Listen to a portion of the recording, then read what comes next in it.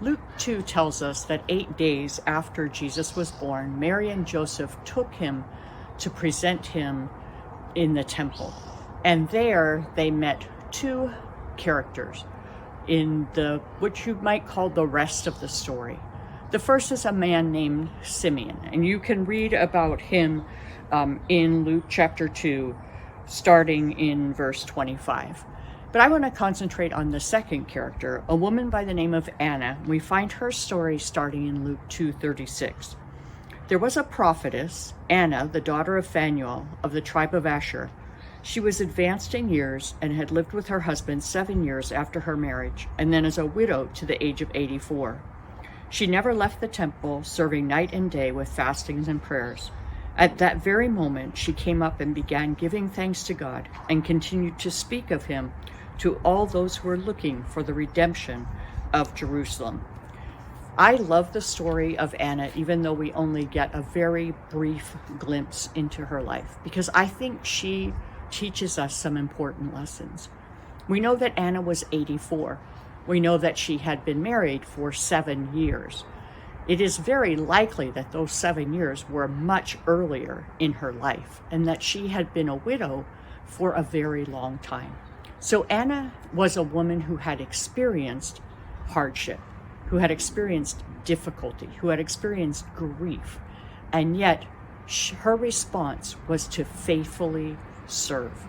Another lesson I think that we get from Anna is the fact that women have always been important in the spread of the gospel, that there has never been a time when God's plan hasn't included women. So if you feel discouraged about that sometime, ladies, look back at the Bible and see all of the opportunities that God gave women and has given women to partner with him in the spread of the kingdom. And then we see Anna's faithfulness, that day and night she served in the temple, that she fasted, that she prayed. In my life, there have been a number of older women who, to me, as a younger woman, seemed like they spent day and night serving in the church. They were tremendous role models of what it looked like, not to say, it's my time to sit back, it's my time to retire, but to just continue to faithfully serve. And when Anna came up to Mary and Joseph, when she came up to that scene of Jesus being presented at the temple, she began giving thanks. That was her first response. Her response to this gift of a Savior was thanksgiving. And then she continued to go around telling people that the Savior had been born. She was looking for opportunities to share the good news.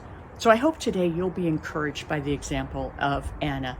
No matter what age you are, no matter whether you're a man or a woman, no matter whether you are married or single, that you would be encouraged by the fact that God uses ordinary people who have experienced hardship, people who have experienced difficulty, people whose lives didn't go exactly the way they planned. He has a place for them in his kingdom. And I pray that that would encourage us to look for those opportunities that we have to share the good news that a Savior is born.